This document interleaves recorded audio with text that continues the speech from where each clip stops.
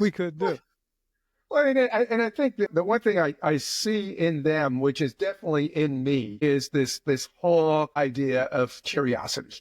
Yeah, and the Global Curiosity Institute actually kind of parses it in four different dimensions: kind of curiosity about the world, curiosity about other people, and then curiosity about yourself, self-reflection. And so, as I chat to all of these Gen Zs, I could easily see all three of those in them. They are continuously, like you said, they see themselves as part of the world, okay, and are very interested in traveling and seeing the world, etc. And for them to talk to other people around the world is no big deal. It's part of their community, okay? Are you tired of working more for less profits in your home service business? What if I could show you $100,000 in hidden annual profits in your business in less than 3 minutes? Would you be interested? And not only show you where, but how to create that 100K in 6 months or less without additional advertising or marketing spend guaranteed. Just go to sharpenthespearcoaching.com to see how truly simple it is. That's sharpenthespearcoaching.com. Do it now. And we are back on STS Sharpen the Spear podcast with another incredible guest. I've got Bob Danna with us. And today I'm pretty excited because this is going to be, I'm going to call it an unusual conversation. And I mean that in the best of ways, because when you get a unique guest, it's really cool because the conversation is going to be interesting regardless. But I'm just excited to see where it goes. So as we always do on STS, Bob, no one knows Bob better than Bob. So Bob, give us a little backstory, bring us up to speed, and let's get into our conversation. Great, Richard. Yeah, really looking forward to our conversation today. Yeah, Bob Danna, actually live in Las Vegas. People actually live here. Retired, actually retired at the beginning of last year after about 50 years in business. Actually born in Brooklyn, grew up on Long Island in New York. Kind of spent my career primarily as a consultant. Actually started in the U.S. Navy after getting a bachelor's and master's degree in physics.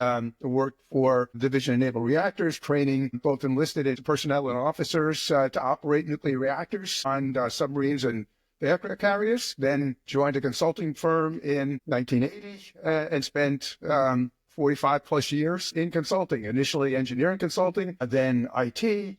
And then kind of human performance, ultimately with a number of different senior management positions, and then ultimately kind of retiring, like I said, at the beginning of last year after serving as a managing director in the human capital organization at Deloitte Consulting, which was a pretty nice way to cap off a career. And so a world traveler, I've been in 50 plus countries, always looking for my next opportunity to experience the world and other people, and now serve as a fellow at the Global Curiosity Institute that's headquartered in Antwerp, Belgium. And so I actually do a lot of work in kind of giving back at this point, doing a lot of mentoring, especially of Gen Z, and then also just helping organizations and helping people with really kind of navigating the crazy world that we're in right now. And my definition, by the way, Richard, of being retired is I no longer take any compensation for anything I do. So this is all things that I want to do. I'm interested in doing, and as soon as someone starts talking about a milestone or a deliverable or a meeting I have to take at 5 o'clock in the morning with Europe, that kind of ends that relationship rather quickly. Yeah, well, a man's got to know what a man wants, and you've reached that point. You've paid your dues, and you get to be in charge now. I love it. I'm doing that a little bit earlier than you too. I'm very uncontainable, controllable, if you will. So I'm that too. I really like to have that kind of control, and it's a good thing. So I love the resume. You've done a lot of stuff, Bob, and I want to get into talking to begin with. I know you said you're mentoring like Gen Z and stuff like that, and to me that's a very interesting topic. We had talked in a pre-interview, and I thought it was going to be really interesting because I often talk about this. Every generation, the generation ahead of my generation will say how we're not that good, we're lazy, we're this, and then my generation will say about that. Every generation, I was in the Marine Corps, right?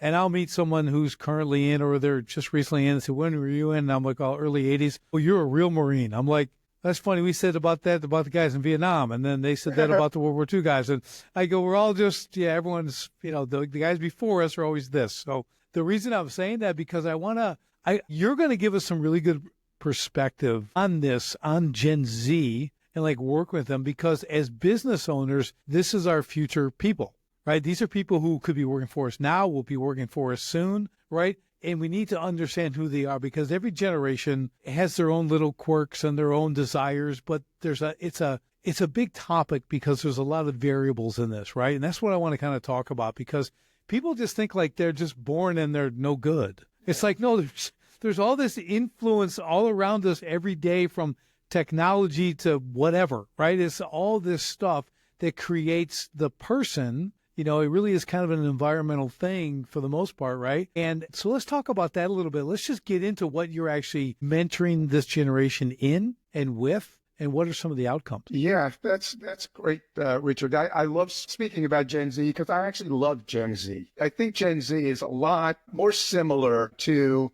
the baby boomers from the late 60s and into the early 70s than any other generation, the Xers or the millennials. I don't think they had the same kind of mindset. I think the revolution that they're going through from a social standpoint, from a global standpoint, from a technology standpoint, all of that, I think, is really wonderful when I get a chance to chat with them. And I'm actually speaking and mentoring a number of different individuals. One that comes to mind immediately is an individual who's in high school senior, kind of started a company called Career Road, actually to capture the insights, the lessons learned, whatever wisdom the older generation has actually been able to accumulate. And document that for the Gen Zs so that they can kind of understand what a career looks like. A real career, okay, not a made-up career that they think they make up in their heads, but a real career. And I think that's especially important when you start thinking about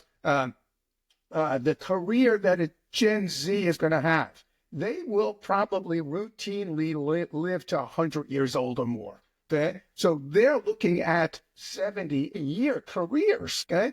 They're going to have jobs that we couldn't even fathom at this point. And so just being able to have that ability to be flexible, open-minded, expect continuous learning, all of those kind of things. And I think they do. And the conversations that I've been having is really, really interesting. And I just got off the phone this morning with a young man that's at the New Jersey Institute of Technology, graduating in, probably about 6 weeks or so. I'm going to go to his graduation. He's in New Jersey. I'm in Las Vegas. I'm going to fly there for his graduation, and been mentoring for a while. He's a wonderful kid. I mean, he's just so kind of open-minded and so embracing of where life is going to take him. It's so refreshing. And then I've also been mentoring a number of early career individuals who have the same type attitude. They really want to be, successful, contribute. They have a real passion for the environment and kind of living in the world. That's awesome. Let me ask you a question on that, because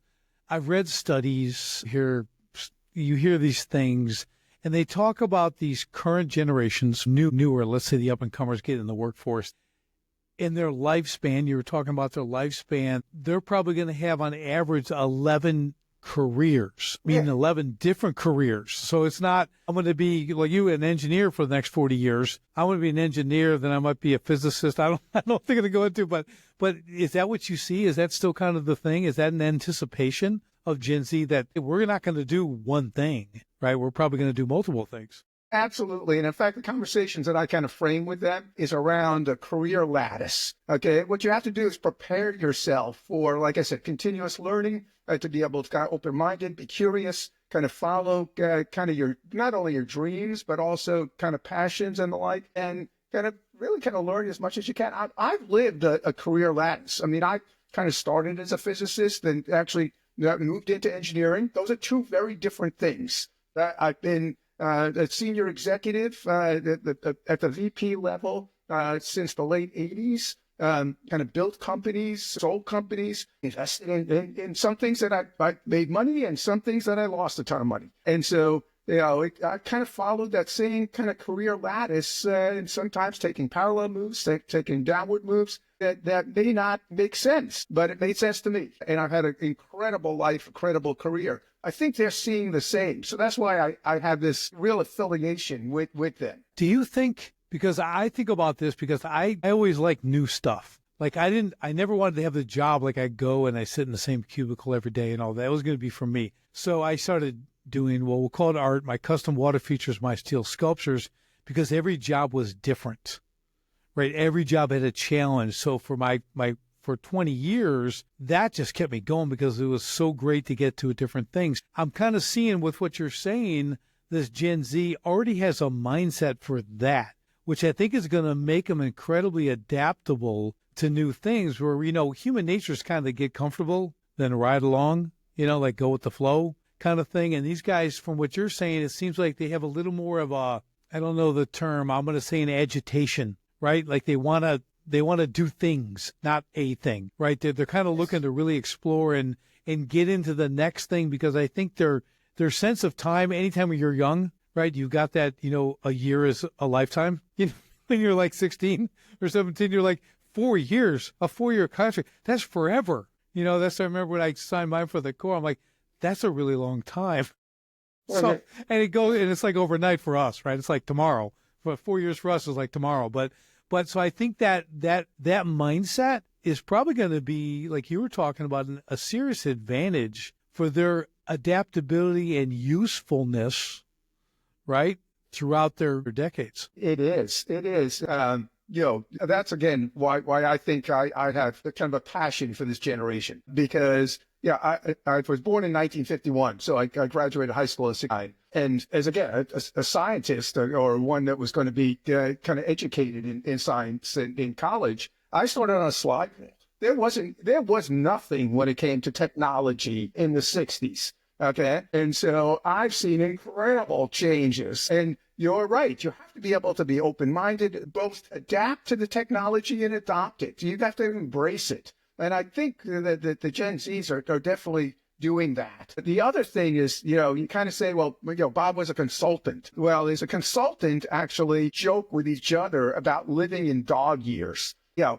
year to a consultant is like 7 years of anybody who has any kind of ordinary job where they show up at work, okay, and work for a company for 20 years, 25 years. For us, that would be like 300 years, because we are working for so many different clients, doing so many different projects, being flexible in terms of what we're working on, because we're not really just delivering one thing. So being an engineering consultant or an IT consultant or a management consultant, which I was, it's like, I've got 50 calendar years, okay? But it's more like 300 plus years of kind of doing things and experiencing things. And that's the way I also kind of live my life in terms of, I'm a experience junkie. I love to go do things, live things. It's great to be able to experience things, on the internet or you read, but I go and do things, and do it, in a way that it becomes part of me. Let me ask you a question, Bob, because of your seasoned age, and I'm getting up there as well. Okay. Do you, with that level of curiosity, right, that willingness to go out and do things, do you ever feel, and you probably have, I'm just wondering, like some people, like they feel like everything they do every day, they're running against the clock, meaning like I want to do more because time is so short. Do you have a sense of time being short, or are you like, I have so much time to do so much, but I got a lot to do, so I got to get busy? Do you know what I'm saying? Like people have a different approach to time. I sure do, Richard. Yeah. No, I absolutely do. And let me tell you my philosophy, because it's, I'm a longer term thinker. I like to plan, like I've got vacations that are planned for 2027, okay, and beyond. But my philosophy is that I don't say, oh, next Thursday I'm going to get this done, okay? What I do is, every day I try to touch all of the things that I'm working on, and maybe spend 15, 20 minutes, 30 minutes, but progress them, okay? So each day is kind of filled with a number of different things that I want to be able to accomplish, but, you're not going to accomplish them in a day or in a half a day, so I'm going to set that aside to get it done. It's much better to be able to actually have multiple things running in parallel that you're touching on a daily basis and making progress in those with an expectation of being able to get them done. So it isn't, I don't have enough time to do things. Maybe you don't have enough, enough of yourself being dedicated, okay, to managing all of the things that you do have to get done. Yeah, I think with me, okay, I have, like, I coach a lot of businesses, right? I work with a lot of different clients. So there's an ongoing process, right? So every week and I'm doing things. But for me personally, I have this issue with finishing. I'm a finisher. Okay. I don't like things that aren't finished. Yeah. So like I can't do a little bit here and there and then get done. I'm like, I am all or nothing. Okay. And it can serve me well and it can be a terrible thing all at the same time. But so I appreciate what you're able to do because I don't have that skill. I don't have that chip away thing. If I'm taking down the 3-foot oak tree, I'm swinging till it falls. I'm not doing 3 swings a day, okay? That thing is coming down. It might be dark, and I'm still swinging. That tree's coming down, okay? And then I'm going to bed, okay? But so I've learned. Yeah, right. But I just so I know the majority. Like I may be able to do 10% of what you do, but the other 90 is spent. Like I got to start and finish. I just say and I just cling to that saying. There's many starters, but very few finishers. And I like being in that category. Well, the very few finishers, but everyone's got their approach, and I love it. What are you seeing with these Gen Z guys, the kids? I'm gonna call them kids. In that aspect, are they long-term thinkers? Are they looking strategically? What I'm trying to understand is, I have 6 kids, okay, and they're all in their teens or late teens now. One's in the Marine Corps, but I've watched them developmentally, right? Like, how do they think? How do they process stuff, right? Like, and they're all different, okay? Some you think they're nuts. Like, I hope you figure this out because I don't know what you're going to do. But what I'm saying is, like, and this may be irrelevant, but are they more on the strategic thinking or are they more tactical? What's going on today? How do we fix today? What are you seeing? Yeah, based on all of the interactions I've had, say the majority, and maybe a significant majority, are more strategic than they are tactical. I think they are thinking longer term. I think they do some short term things, but all of kind of the interactions that I've been having with them have generally been them seeking out any of my experience that has kind of placed me on kind of that longer term track. How do you develop a career? What does that feel like? And then, what were some of the barriers you had to overcome? So they're thinking, I think, in a longer term mood. So I don't see them generally looking at next Friday. They kind of living in the real world, but they're also kind of thinking about, what's a career going to look like? What are my expectations? How am I going to advance? I mean, what's my life going to look like? I think they're asking those kind of questions, which is kind of interesting because some of the generations didn't ask those questions. Are they searching for stability? I think they're worried about stability. I think they're not searching for stability because they have no control. They think they're out of control right now. They are, because they're younger people and the world is kind of going around them rather than them being really kind of part of what's making the difference. So I think what they're worried about is whether or not their future can be predicted by them. Can I in fact say that such and such is going to be available to me 5 years from now? Okay, because all the jobs are changing. All of the opportunities may be vanishing for them as young people when AI fully takes the economy, the politics, the kind of world dynamics. I mean, all of those kind of things are whirling around them. And I think, it isn't that they're looking, they would love stability. Okay. But, I think right now they're looking at all of that. And I think there's some degree of concern that, it's a bit out of control and, they don't really know what's going to present themselves. In fact, the conversation I had this morning with the young man who's going to be graduating in 6 weeks, he sees that there is a, kind of a Trump recession is the word he used that's going to be facing him. And what is that going to mean to him as he's now going to be looking for that first job out of college? Right. Yeah. Because I'm thinking about being strategic thinkers. And I'm kind of curious. I'm always curious. I love strategy, right? That's a big part of business. Okay. If you're not a strategic thinker, you're going to be stuck in your tactical every day and all you're going to be is a firefighter. putting out every problem that you never fix permanently, right? So strategies, that is that thing. That's what we're, that strategic aspect. So it'd be interesting to kind of get their strategic process, right? When you're talking about this, because everyone's got these different fears, whether it's economic, it's job stability, it's family, it's freedom, it's whatever it is. They've all got these different concerns.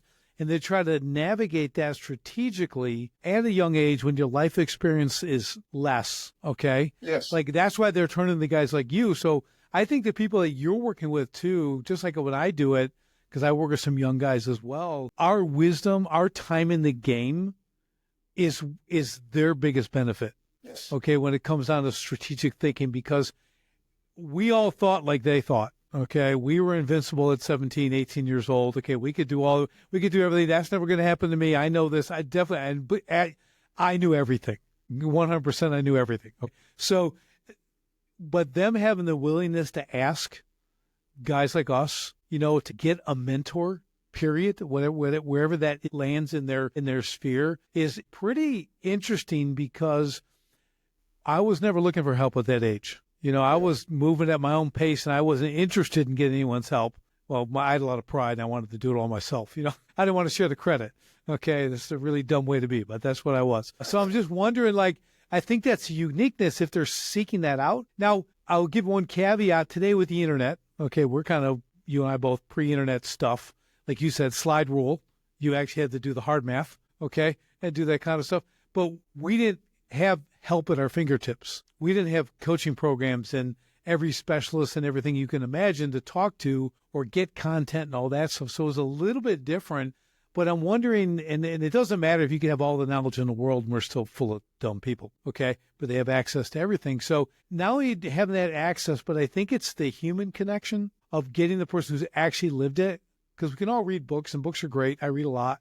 But I think connecting with a human being who's had the life experience, that, to me, if I was talking to a Gen Z, I go, that's where your power is. That's where you're going to compress time in what you want to do. And I do it with clients. I'll save you 10 years of bad mistakes, poor decisions, right? If you'll just listen for a little while, you're going to learn a lot if you'll take action on it, right? Are you seeing that as well? I'm absolutely seeing that. And I think the other thing, Richard, is that's really, really interesting. And I'll just fall back on the conversation this morning is, I'm chatting with Paulo, and he's graduating in 6 weeks. He had some great internships at Panasonic, which was great. And, he's looking to potentially stay on at Panasonic if they'll have him. Obviously they're being cautious now in terms of hiring anybody, but he's also got fallback positions. So he's graduating with his bachelor's degree, and he's actually talking to the dean of the business school for an MBA, just in case, okay, he can go on for an MBA. And he's also looking at other options in terms of he's opening his mind to potentially relocating from New Jersey around the country. He's actually visiting all of those things with the conversations that he's having with me. Because I've done those, okay? I've done graduate school. After graduating college, I moved from New York City to Florida for my first job. And also that kind of flexibility of being able to think kind of more broadly is what I'm seeing them thinking about right now. The fact that he can actually have a chat with somebody who has survived that, who's done it, who's kind of jumped off the cliff, okay, with some degree of consciousness that they are taking a risk, okay, by taking that next step. Okay, it's uncomfortable, but here's somebody who survived it and then built a fantastic career around it. I think gives them that additional comfort. But I think talking to that human being, which I totally agree right now, is so important, because you cannot get that off of, kind of the internet. Okay? You can get a lot, and especially with the podcasts and radio shows and all of the other stuff, you can get that kind of from a little snapshot.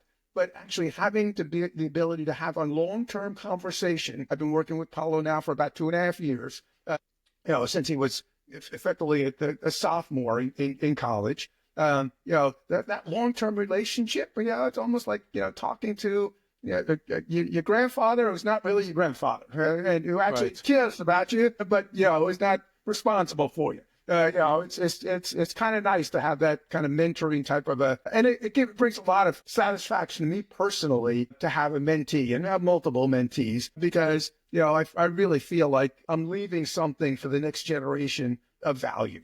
Yeah, that's awesome. And I was thinking about what you're saying with these guys. Well, hey, they might move, they might relocate. So both of us have been around long enough where we went from a pretty, I'm going to say, in place, use the word stable. You're born here, you grew up here, you worked here, you kind of died there, right? Yeah. To a pretty transient society. Sure. You have a family growing, like my son's in the Marine Corps, and this one's moved here, and this one's going there, and they're moving 8 states away, and they're just doing their thing, which was 40 years ago, 50 years ago, that was a little unheard of. It wasn't the norm. Now it's the norm. It's like this anticipation is I'm going to have to relocate because of the way the world's developed and the technology and the ability to work remotely or whatever it is. And I think that's they've grown up with that, this Gen Z, right? They've seen it. They've experienced. They're communicating with people around the world. We did not do that when we were young. I mean, right? We were hoping to talk to our girlfriend, on the telephone for 3 hours, not saying anything. Okay, that was us, right, attached to the wall. That's about what we had, and the occasional long distance call that you had to pay for, right? These guys are. I'm chatting my son in Europe. He's guarding embassies in the Marine Corps, and I'm like having regular conversations with him. Like that. Back in the day, that was unheard of, right? You wouldn't see him for a year. You get letters. So I think that exposure to the world at large, right, obviously can create some anxiety. Right, because you kind of see everything happening where that used to be, you didn't even know what was going on. But it also creates that adaptability. I think it gives them that willingness and almost an expectation like, well, why would I stay here? I can go here. It's like you want to go travel. You've been to 50 countries. You're doing all this stuff. Well, they're like, well, I can do that too. Absolutely. My daughter has a friend. She's all in Italy for a month. And then she comes back, works a little, makes more money. She's Indonesia, been there for 6 weeks. Then she'll come back, make some money. Then she goes to the next place. Like she's a world traveler, and that's her thing. So it's interesting. She's in that demographic, and it's cool to see. I'm just telling you, like I don't have any bitterness or any discontent with the generations. I just know like they're different, but they're able to do a lot of things we couldn't do. So I think there's got to be a little jealousy in there, Bob. Well, that they can actually do something that we couldn't do. Well, I think that the one thing I see in them, which is definitely in me, is this whole idea of curiosity. And the Global Curiosity Institute actually kind of parses it in 4 different dimensions, kind of curiosity about the world, curiosity about other people, and then curiosity about yourself, self-reflection. And so as I chat to all of these Gen Zs, I could easily see all 3 of those in them. They are continuously, like you said, they see themselves as part of the world, okay, and are very interested in traveling and seeing the world, etc. And for them to talk to other people around the world is no big deal. It's part of their community, okay? They have friends all over the freaking world, okay? They do, okay? And then actually the fact that they kind of self-reflecting is kind of cool too, because they are in fact looking into themselves and saying, well, where do I want to be? And, what's my passion? Am I going to join a company that shares my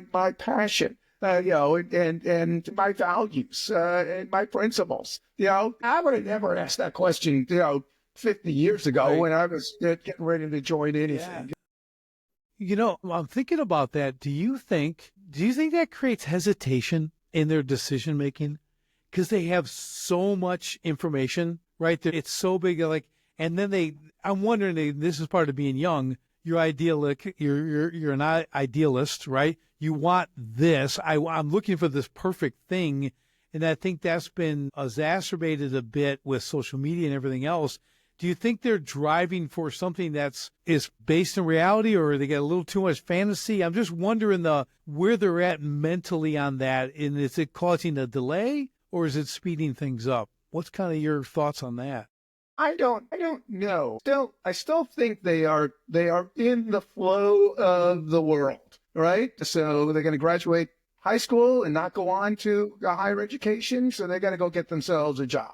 Okay. Or they're going to live with mom and dad probably don't want them living with them. Or they're going to go to college and then, prepare themselves for future employment and a career. I think they're in the flow. They're kind of picture them in the flow, I don't think they are stepping out of the flow to think about, well, what should I be doing? They're in the flow. So now it's Okay. a lot of the decisions that they're making, okay, are really kind of based on the perspective of, I'm in the flow. I'm kind of living in the world with all of the different constraints that are there. And, I'll grab for any advice that I can grab, either from the internet, from their communities, from their networks of friends all over the world. I think they're thinking about all of that in that context. So it's way, way, way more complex than we ever had. It's totally way more complex than we had. But it's I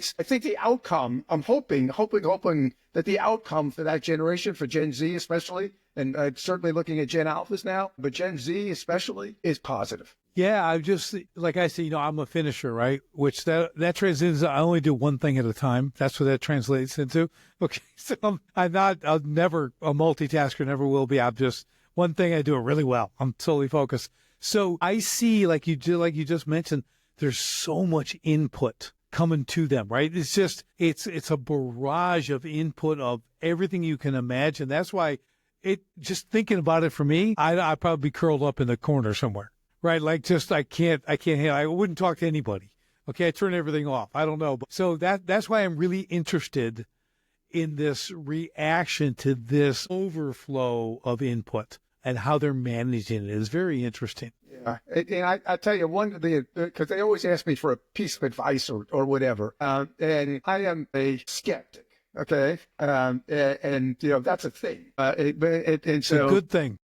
It's a good thing. I kind of embrace the whole concept of skeptical thinking, critical thinking, and ask lots of questions. Believe nothing. Okay, I believe nothing. AI can tell me something, I don't believe it. I want to ask more questions. If people can tell me something, I'm going to, again, believe nothing. I'm going to ask lots of questions. And get to a point where, I'm convincing myself that what I'm hearing is at least real enough that I can consciously make a decision, both personal or in business or professionally. And so I think the one bit of counsel that I've been giving them is, with all of this flooded information that you're able to get, with all the opinions that you get from your friends on all of your social networks, et cetera, believe nothing. They have a hidden agenda, they're trying to sell you something, or there's a reason for the interaction. Ask tons of questions before you take any action based on all of this input that you're getting. It's funny, Bob. I just was thinking, she said that, yeah, they've got these people who they admire. They're called influencers. Yes. They're literally influencing you to buy this or wear this. And you're like, you're being used. Like, Yeah. some of them, like, you're being used and you think it's this great thing. And they're like using you. Do you get it? You don't see that? But that's guys like you and I going, you don't get the irony? It's like, it's just kind of funny, But yeah, I'm with you. I think with all that, again, they're navigating this stuff. And that's the, the enduring human spirit. We take on every challenge of every generation. Every generation has its own challenge. We all go through one thing or another that you're not going to, or we already did that, or whatever the case. There's always the next thing. There's the new innovation. There's the new tools. There's the new technology. There's the new place, all this kind of stuff. You're in a really cool position. That's why I really wanted to talk to you, because when we first started talking, and this happens often when people want to be on my podcast, we do a pre-call, and they start talking and tell me, I'm looking and going, why in the world would I have you on my program? Okay, that's my first thought. But I don't say that. I just sit there and I look, and all of a sudden, you hit this, and then you hit this, and we get into it. I'm like, that we can talk about. Let's talk about that. So then you get in more. It's kind of like what they're doing as they see all this stuff. And I've learned just be quiet, and most people have value. So it ends up turning out well, because it's just the nature of the beast. But I love to see them navigate this. I think it's really interesting. Again, we've got to watch a few generations after us, kind of make their way. The millennials. Right? So so the audience knows, I'm actually first year of Generation X. So I can cross the bridge between Boomer and X, okay? So I kind of claim to X just to hold on to my youth. All right, but there we are. So I'm there. So I've got to see, I don't know what was next. It was millennials next? Who's I don't even know. I lost track of. So boomers, Xers, millennials, Right. then Gen Z, now Gen Alpha. Okay. So yeah, that. Okay. Yeah. I Yeah. guess to see all that, right? So I'm kind of like in that good mix, but you see them all, and I'm like, I look at millennials, I go, you guys turned out okay. You're not that bad. Now you're in your No, 40s and everything else, and you're okay. We hang out. It's okay. But 15 years ago, we talked some smack. Okay. But you guys, what I I mean? did talk smack about the millennials. Right. So it's just a total advantage of age and wisdom. We can look back and go, yeah, okay, I still don't want you walking on my grass, but you guys turned out okay. All right. So it's all good, So that's why I like talking about this stuff, because there's a humorous side to it, but there's also great insight. And I think with you sharing this, how you're working with Gen Z, Gen Alpha coming up, okay, we have a lot to give back. You have more than me, maybe. You probably do. I don't know. I'm going to give it to you. But you got, just because you're older. I'm just calling you old. That's all. You got more because you're older. Thanks. I'll take old. I'm actually a young old. Yes, me too. But I just love it. Like, I do the same thing. I had a young guy in one of my workshops the other day, wants to start this mobile detailing, business and with cars. I'm like, I love it. I'm like pouring into him. You can do this and this and this. Have you thought about this? And he's like, oh, and he's writing everything down. I'm like, that's what I'm talking about. There's time compression. I love the energy of youth. We all had it, right? But I call it ignorance on fire. It's a great thing to have because you'll get stuff done. It may not be perfect. It won't be perfect. It may not even be right, but you're going to move because you're ignorance on fire. You're going to go. So, and I love sharing these stories, and I like seeing other people doing similar things, because if we can't help them, okay, they're all by them, then they're just going to make mistakes needlessly. Okay. They're not going to speed innovation. Like, our knowledge and their energy can create amazing innovation, right? Quicker, sooner, more useful, that kind of stuff. So I'm like you. I look at that. I love that you're, the whole Curiosity Institute, and you're this curious guy. I've never considered myself like curious. I learn, I kind of perfect. I think I could fit into that category. But I think it's a really interesting mindset, right? Curiosity, So what was there like a defining moment when you became like, you actually used the word, I'm a curious guy? When was that? Actually, I kind of wrote my memoir and released it last year. I think it came to a head then. Okay. But when I reflect back, actually, I think the thing that really kind of piqued my curiosity about technology, the world, other people, etc., was the New York World's Fair in 64 and 65.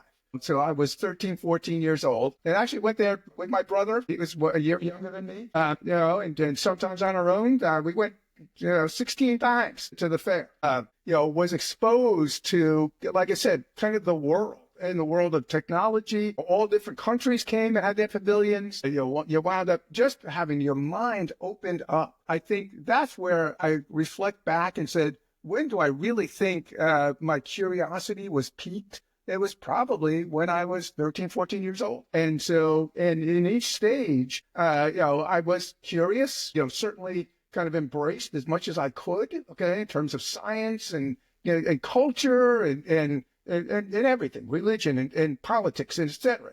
And, kind of tried to learn as much as I could, to expose myself as much as I could. And that was my whole life. I mean, it really has been my whole life.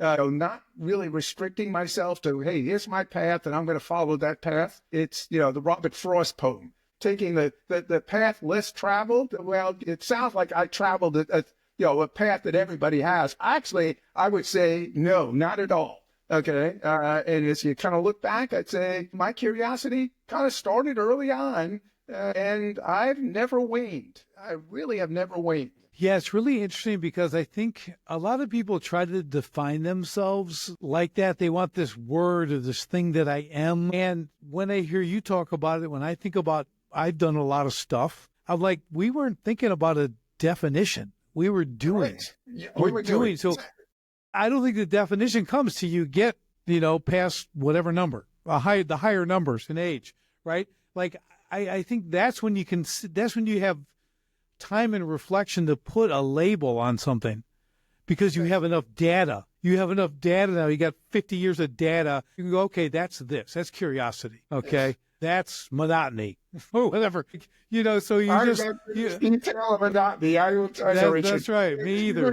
That's They're on right. fire at the room. That's right. That's it. So I think, and it's great sharing this because again, that we have an advantage, and that's experience and wisdom, right? So that's kind of our superpower, as we get older, and we've accomplished a lot.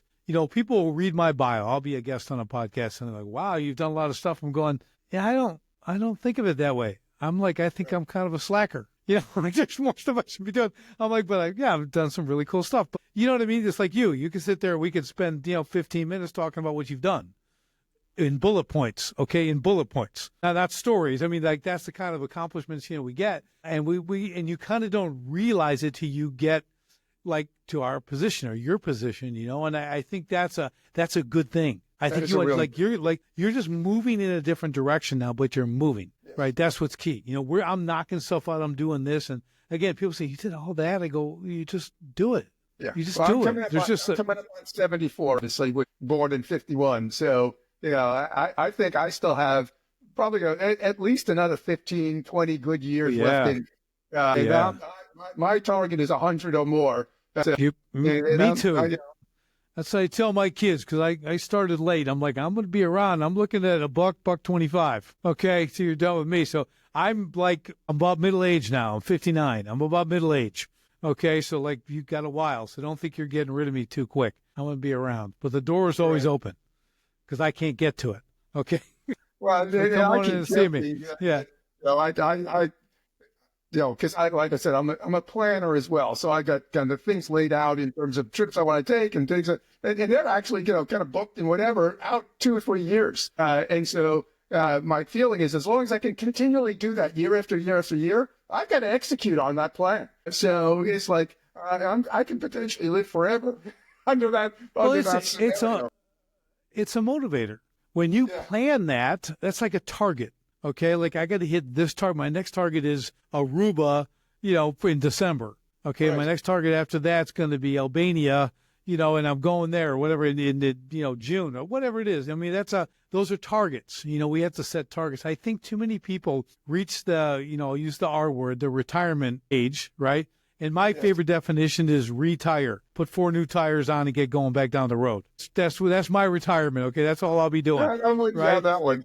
So, but I think too many people get stuck in that I'm done. You're not done? Are you breathing? You're breathing. Yeah. You're not done. Okay, like there's like you said, 15 more years, 20 more years. My dad, same thing, just turned 80. I'm like, you got like 15, 20 years at least. And he's doing stuff, and he's high voltage, and he's getting stuff done. It's like, I go, wow, I'm like just getting going. I feel like I'm just getting going, Bob. I really feel like I have, because I got some big plans. I'm accomplishing new big things. And like I have a different energy now because I'm coming at it with all this knowledge and experience, and I'm driving forward like I can do some amazing stuff I might not have thought I could have done 20 some years ago, right? 30 years ago. I wouldn't have thought I couldn't think like I think now 30 years ago, even though I was young and energetic and driving and I'm very ambitious. I couldn't have thought of this, what I'm doing now, and I couldn't move in the direction and at the speed I'm moving. So I think it's amazing, there's just a way to capitalize and compound those experiences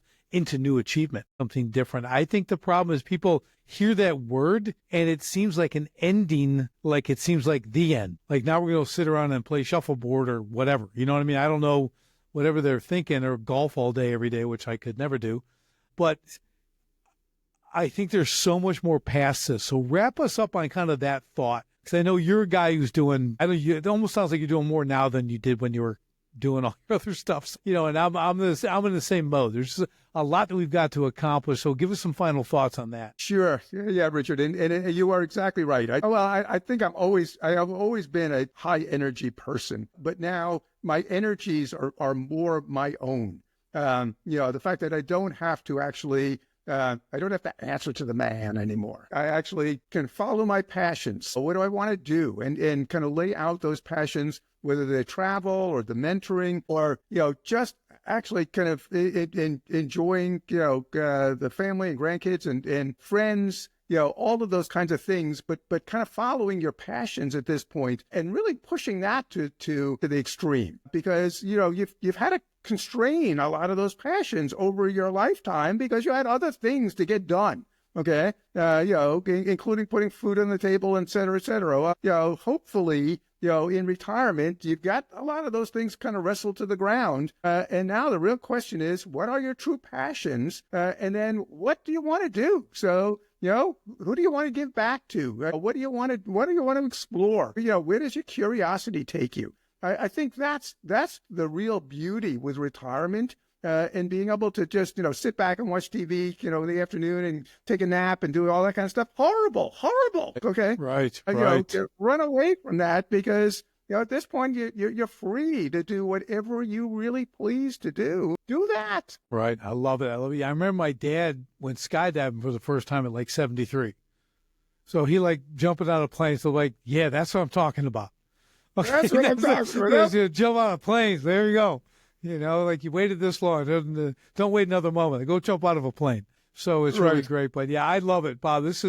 What a great conversation this has been. I really appreciate your wisdom, your insight, talking about this Gen Z, because I don't think enough people have enough exposure and enough insight to add to the conversation, and the experience working in and among them. So I think this is I'll call it enlightening. Okay, I don't have a better word right now, but I think there's a lot of great insight into that. And one thing that I always tell people too, and I've had to learn, because again, I've had my differences of opinions on different generations when I was younger, but now it's you have to look for the advantages. You have to find the advantages, the skill sets, the inherent skill sets that are in these younger generations that they have, again, from their surroundings, right? What they're exposed to, what they have an access to at an early age that we did not, right? That changes the individual. So as business owners, as business developers, as innovators, we need those kind of people.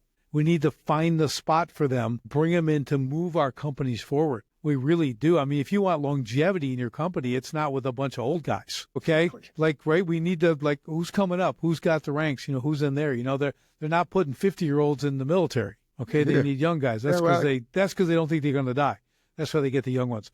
But, all of this is really just really a great, a great encapsulation of who we are compared with the young generations and how the two can work together as we move forward. But there's so much potential in those new generations. And I think that's what we need to really grab a hold of and understand. Absolutely, Richard. And in fact, we need a whole nother show just to talk about that, because that is one of my passions, is how do you get, all of the generations to be working together? How do they understand each other? And then more so, how do you take advantage of everyone's strengths to drive, kind of collective, personal, professional, business success? How do you do that? It's only if you really start to embrace the fact that everybody, brings strengths to the party. Now the real question is figure out how to put it all together. That's right. And you're right. That is a whole show in itself.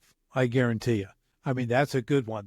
We do a lot of stuff with people and hiring, right? That's a big component, right? Especially in the industries we're in. So, but yeah, we'll have to maybe do part 2 and hit that. Maybe. That'd be great. I'd be happy to do part 2. Yeah, I love it. It's been a joy chatting with you. It sure has. So, Bob, how do people either get in touch, follow you? You have a website, you got books. Let's talk about that so people can access what you've got to offer. Sure. You can go to my website, which is just www.mycuriouslife.net, and you'll see me. There's a link to Amazon and the book on the site, and then a whole bunch of again, philosophy, etc. I got a blog on there and a bunch of other links to other podcasts and radio shows that I was guests on. So you can do that.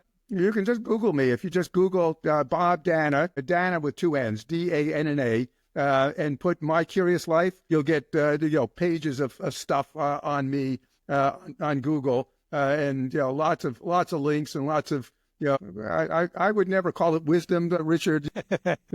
Whatever life experiences and insights that I have and probably around on the internet. And then you can go on LinkedIn. If you're on LinkedIn, I'm on LinkedIn. It's just Bob Danna, and you can again find me in Las Vegas, or if you put Bob Danna in Deloitte, you'll immediately get to me. happy to connect with you, and then we can chat in any different ways by doing any of those things. That's awesome. Yeah, I would agree with you that anyone who's giving wisdom, they don't think they're giving wisdom. They're giving life experience. They think I did this. They don't consider it wisdom. I'm saying, sit down, let me share some wisdom with you. No one really does that, right? Let me tell you the dumb things I did. That's sharing wisdom. Okay, so exactly. My kids know all the stories. Okay, they can share a lot of stories of the dumb things I did. Let me tell you a story. That's right. Listen to the story, and you can conclude whether there's any wisdom in there at all. They're like, "Dang, Dad, you were kind of dumb." Yeah. I said, yeah, well, we all have our moments. Yeah. So stand by. You've got a life to live in front of you, too. Exactly, yes. And remember, I'll be around, so I just want to see it. But yeah, thanks, Bob. Bob, thanks for being on, just sharing everything you've got, man. I really appreciate the life you've led and the life you're continuing to lead. Just keep pushing, keep getting out there, doing what you do. I love it, man. It's just so good to see, super encouraging. And I know people got a lot of wisdom from this broadcast, okay? Because that's just what we do. That's what we do.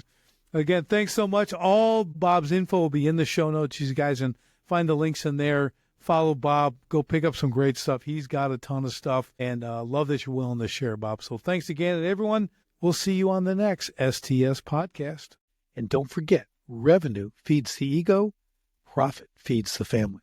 So if you want to see how I can show you at least $100,000 in hidden annual profits in less than 3 minutes, and not only show you where, but how to create that 100K in 6 months or less without additional advertising or marketing spend, guaranteed, just go to sharpenthespiritcoaching.com. See how truly simple it is. That's sharpenthespiritcoaching.com. Do it now.